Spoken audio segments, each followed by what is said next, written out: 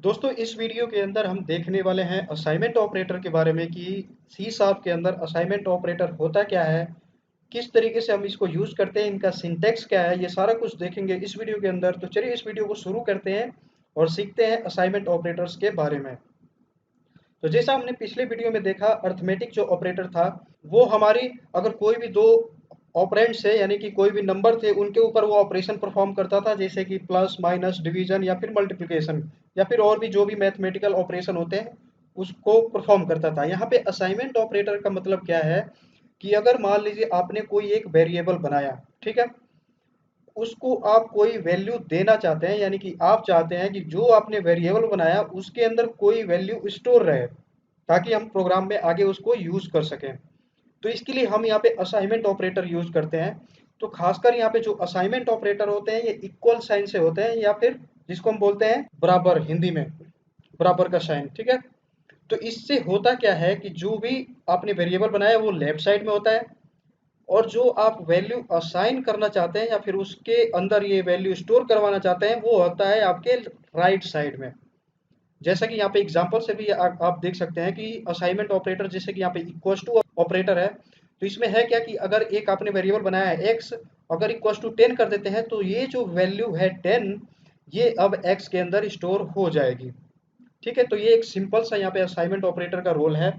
बाकी और भी यहाँ पे है जैसे कि कंपाउंड, यहाँ पे असाइनमेंट, इसके अंदर होता क्या है कि अगर सेम वैल्यू को आप फिर से असाइन करवाना चाहते हैं तो वो आप यहाँ पे कंपाउंड असाइनमेंट का यूज कर सकते हैं। इसका मतलब ये हुआ कि यहाँ पे x के अंदर जो वैल्यू आएगी वो x प्लस आगे जो भी आप वैल्यू डालना चाहते हैं वो आएगी, यानी कि x की वैल्यू अगर मान लीजिए आपने जीरो सेट किया हुआ है तो होगा क्या यहाँ पे x प्लस इक्व टू 5 के अंदर 5 प्लस जीरो यानी कि 5x के अंदर असाइन हो जाएगा।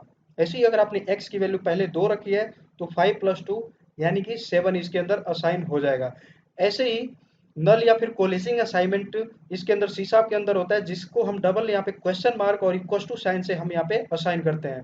तो इसके अंदर होगा क्या कि अगर आपकी वैल्यू अगर यहाँ पे डबल यहाँ पे क्वेश्चन मार्क और इक्वल टू यहाँ पे लगाते हैं तो इसका मतलब होगा क्या कि अगर आपकी जो x की वैल्यू है अगर वो नल है यानी कि उसके अंदर कोई भी वैल्यू नहीं है तो वो जो राइट साइड में वैल्यू है यानी कि 5 उसको असाइन कर देगा।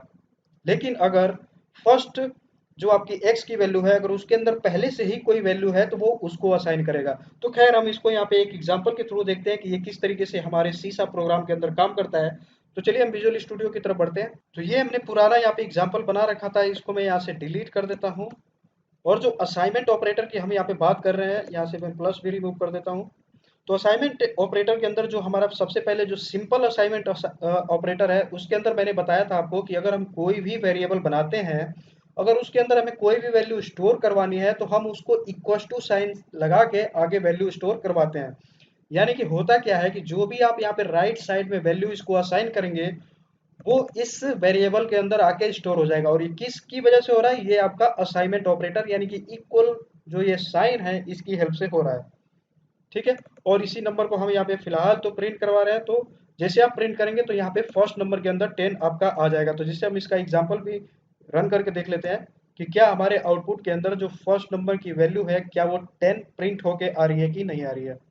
तो अब यहाँ पे देख सकते हैं कि हमारा यहाँ पे 10 वैल्यू प्रिंट हो गया, यानी कि जो सिंपल हमारा असाइनमेंट है वो प्रॉपर तरीके से वर्क कर रहा है। अब जो हमारा कंपाउंड यहाँ पे असाइनमेंट है उसको हम देख लेते हैं। तो मान लीजिए आपने यहाँ पे फर्स्ट नंबर के अंदर वैल्यू यहाँ पे 10 असाइन किया हुआ है। तो जैसे मैंने आपको बताया कि जो कंपाउंड असाइनमेंट है वो होता है अगर हम प्लस इक्वल टू लगा दें या फिर माइनस इक्वल टू लगा दें या फिर मल्टीप्लाई या फिर डिवीजन अगर हम लगा दें तो यहाँ पे ये शॉर्ट फॉर्म होता है। जैसे कि अगर x प्लस इक्वल टू 5 हमने लिखा है तो वो x equal to X up या फिर वेयर जो यहाँ पे जो ऑप जो होता है वो एक तरीके से अर्थमेटिक या फिर बूलियन या फिर अगर आप कह लीजिए कि बिट वाइज ऑपरेटर होता है। तो खैर हम इसको यहाँ पे आउटपुट में देखते हैं कि किस तरीके से हमारा यहाँ पे काम करता है। तो अभी हमने यहाँ पे फर्स्ट नंबर के अंदर हमने 10 वैल्यू असाइन किया हुआ है। अब इसी के अंदर हम क्या करते हैं कि जो हमारा फर्स्ट नंबर है इसी के ऊपर जो हमारा कंपाउंड ऑपरेटर है इसको हम लगाते हैं। तो सिंपल मैं यहाँ पे प्रिंट करने का जो दूसरा मेथड है उसको हम यूज करते हैं। यहाँ पे मैं लिख देता हूँ x plus equal to 5 equal to और यहाँ पे हम रख देते हैं 0। इसका मैं मीनिंग आपको बताता हूँ कि ये किस तरीके से हम लिखते हैं इसको।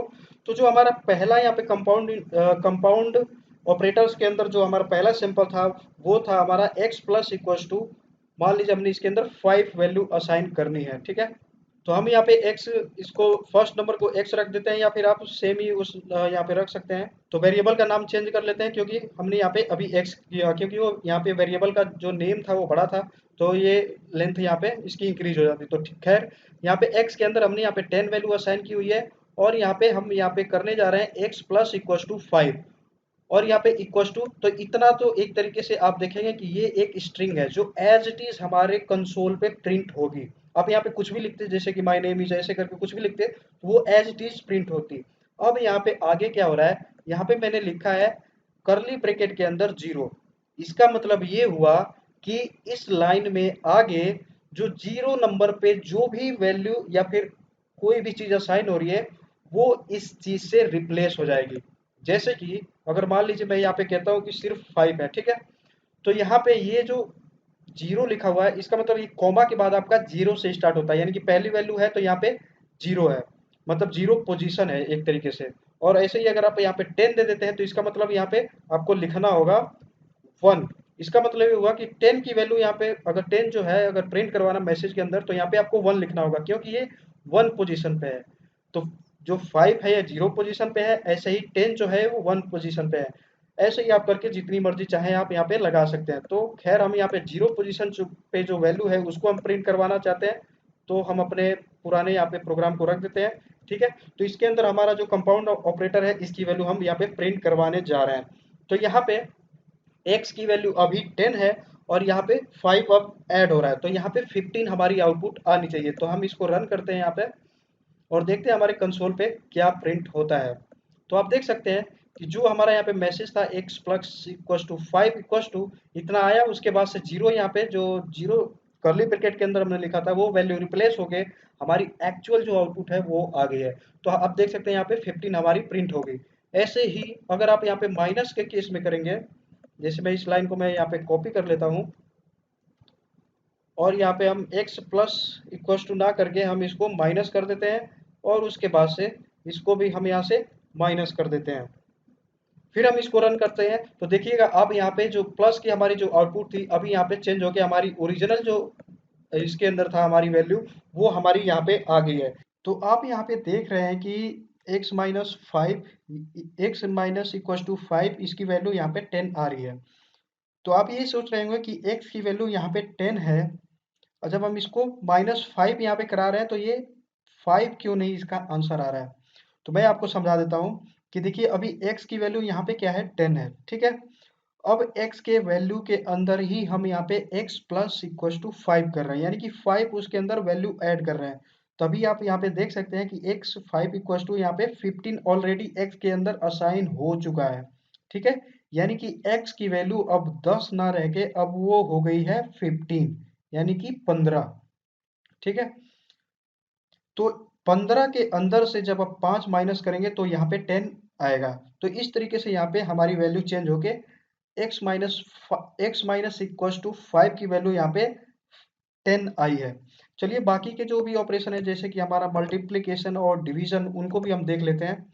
तो मैं सिंपल यहाँ से इसको कॉपी करता हूँ, और यहाँ पे मैं 2 बार पेस्ट कर देता हूँ, ताकि मैं दोनों यहाँ से एक बार में ही कर दूँ। तो पहले इसके लिए मैं मल्टीप्लाई कर देता हूँ, और यहाँ पे हम इसका ऑपरेशन के अंदर भी मल्टीप्लाई, एंड उसके बाद से डिवीजन, यहाँ पे भी हम कर देते हैं इसको डिवीजन का, ठीक है। अब हम इस प्रोग्राम को रन करते हैं, उसके बाद मैं आपको समझाता हूँ कि किस किस तरीके से वैल्यू चेंज हुई है और क्या हमारे पास आउटपुट आया है। तो आप देख सकते हैं x प्लस 5 यहाँ पे 15, ठीक है। यानी कि पहले इनिशियली x की वैल्यू 10 थी, अब उसके अंदर 5 ऐड हुआ तो वो 15 होगी, यानी कि 15 होगी वैल्यू।